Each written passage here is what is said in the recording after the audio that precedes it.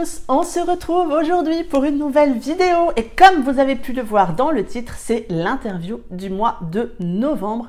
C'est avec un grand plaisir encore une fois que j'accueille Tamara Baliana pour cette interview. Merci Tamara d'avoir accepté parce que vraiment ça me fait super plaisir que tu aies voulu répondre à mes questions ici sur cette chaîne. J'ai découvert récemment la plume de Tamara Baliana dans une nouvelle. J'ai également acheté son dernier roman dont elle va nous parler dans cette vidéo. Donc tout est réuni pour avoir envie de découvrir encore plus cette autrice. Et donc je lui ai proposé de répondre à mes questions. Et donc on commence tout de suite avec la première. Peux-tu te présenter pour les lecteurs et les lectrices qui ne te connaissent pas? Bonjour, je suis Tamara Baliana et je suis autrice de comédie romantique et de romances à suspense. Peux-tu également nous dire comment t'es venue l'envie d'écrire? Depuis combien de temps tu écris et est-ce que c'est ta seule activité professionnelle?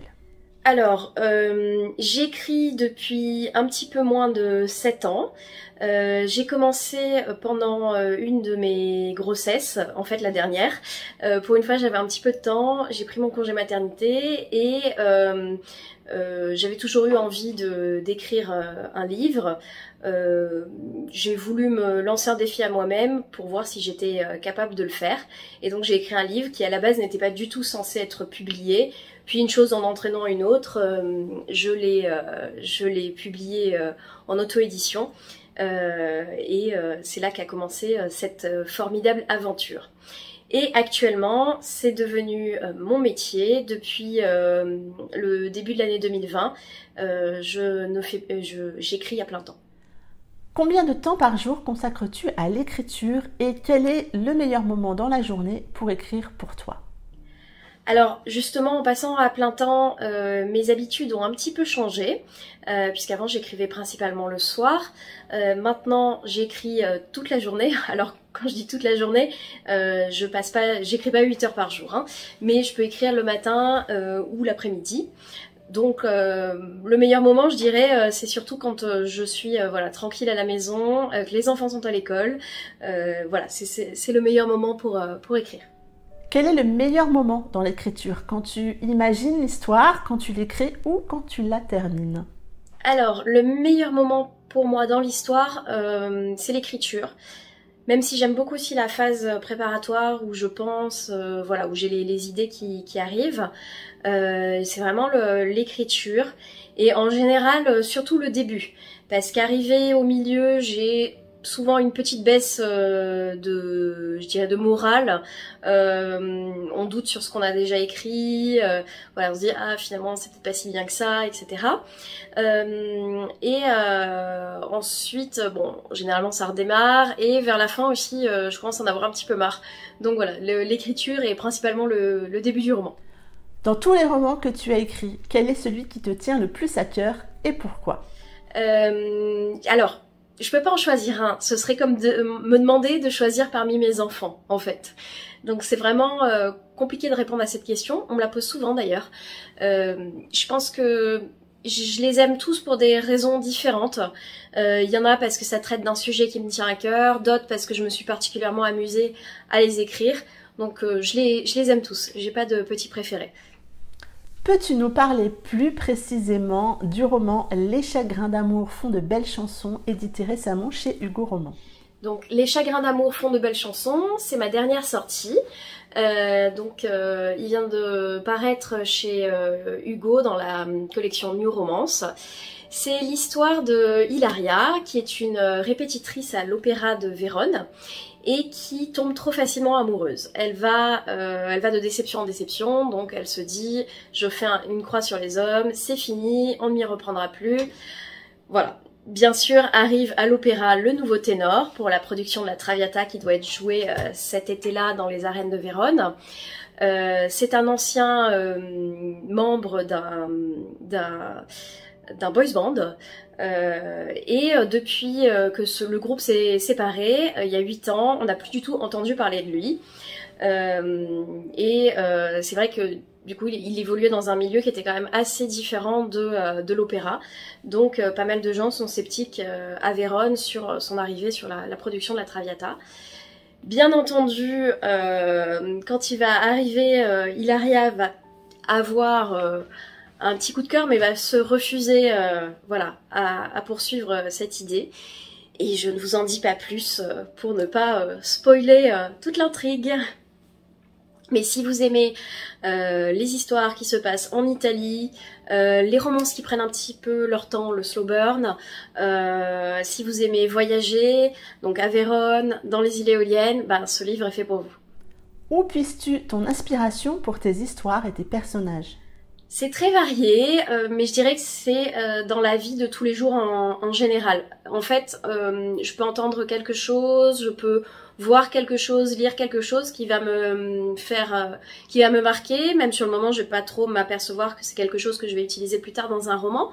Mais voilà, ça nourrit mon imagination et c'est toutes ces petites choses qui, mis bout à bout, après font un roman. Par exemple, pour Les Chagrins d'amour font de belles chansons, j'ai participé au festival du livre romantique de Dunkerque il y a 2 ans. Et la veille du festival, il y a eu une projection cinéma avec Pretty Woman. Richard Gere emmène Julia Roberts à l'opéra, voir la Traviata. Et il lui dit, mais tout le monde aime l'opéra. Et à ce moment-là, je me suis dit, tiens, alors pas forcément, bon après il y a toute une explication par rapport à ça d'ailleurs que j'ai reprise dans le livre, et je me suis dit mais c'est vrai que j'ai jamais lu une romance dans le milieu de l'opéra, et donc là c'était la première idée, et après voilà viennent se coller différentes petites idées que j'ai à droite à gauche, mais la première idée elle venait de là. As-tu encore le temps de lire? Quelle lectrice es-tu et quel est ton genre de prédilection? Alors oui, je lis un peu moins depuis, j'ai eu une grosse panne de lecture à partir du premier confinement. Ça revient petit à petit, donc je désespère pas de retrouver mon rythme d'avant. Je lis beaucoup, je lis pas mal de romances, mais je lis aussi d'autres choses. J'aime bien la non-fiction, j'aime bien le thriller. Donc voilà, j'ai des lectures assez variées et j'ai besoin de lire en fait. C'est mes lectures qui nourrissent aussi mon imagination.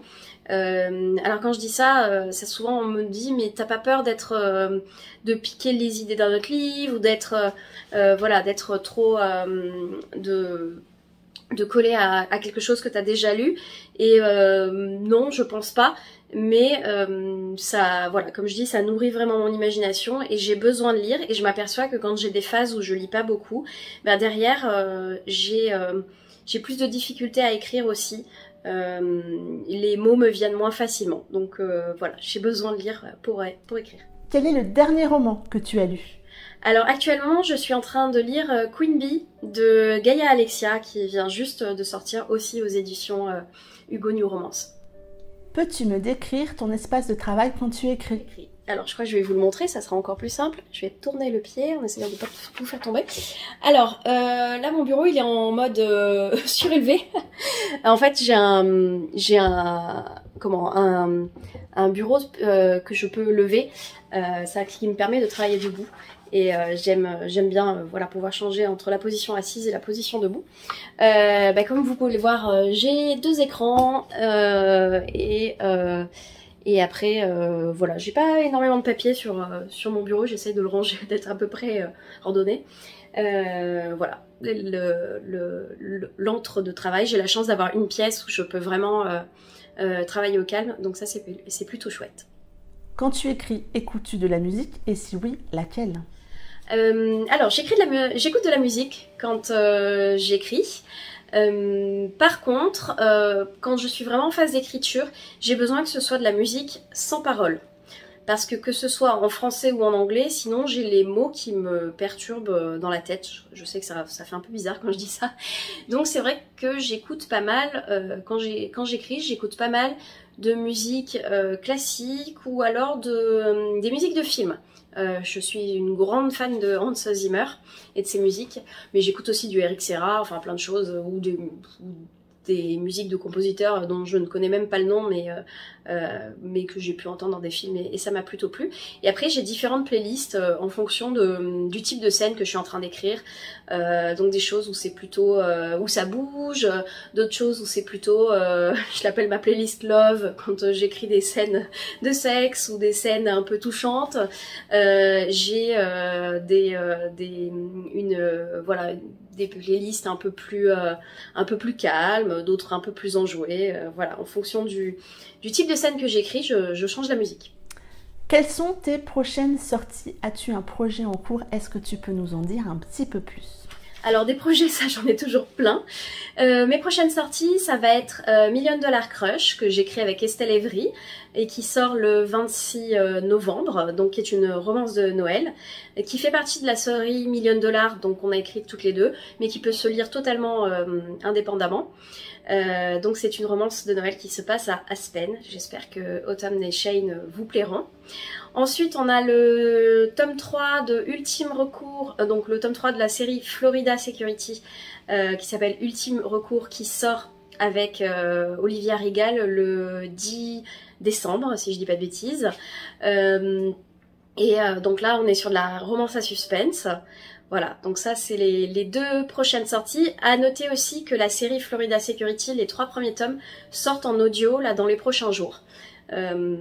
J'ai pas encore les dates exactes, mais ça devrait être vraiment dans le courant du mois de novembre.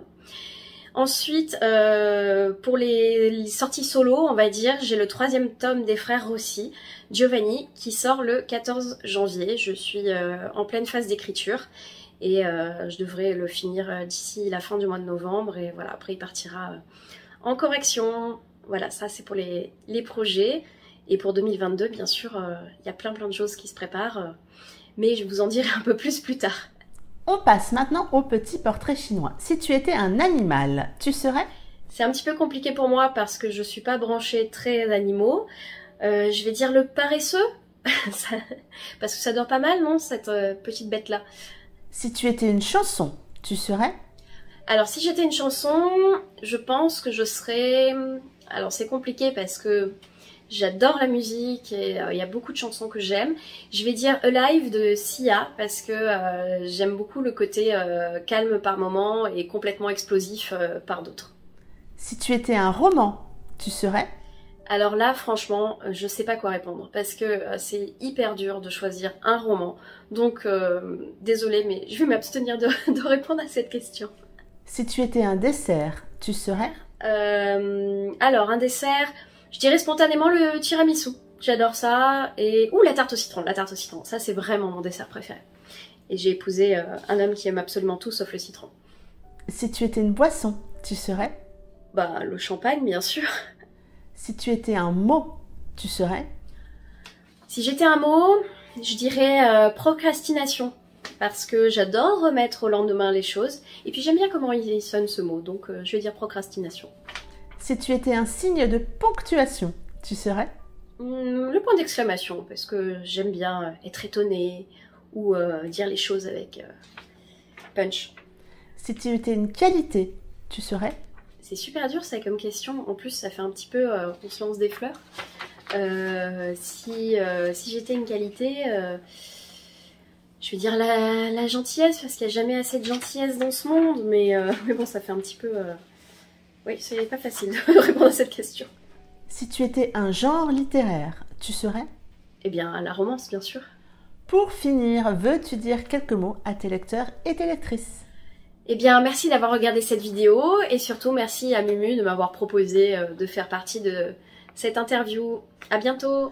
C'en est tout pour cette vidéo et cette interview. Je vous remercie de l'avoir écoutée et je te remercie Tamara d'avoir accepté de répondre à mes questions. Vraiment, encore une fois, c'était un vrai plaisir de t'accueillir ici sur la chaîne. En attendant, moi, je vous souhaite de très belles lectures. Prenez soin de vous et je vous dis à très bientôt pour une prochaine vidéo. Bye bye!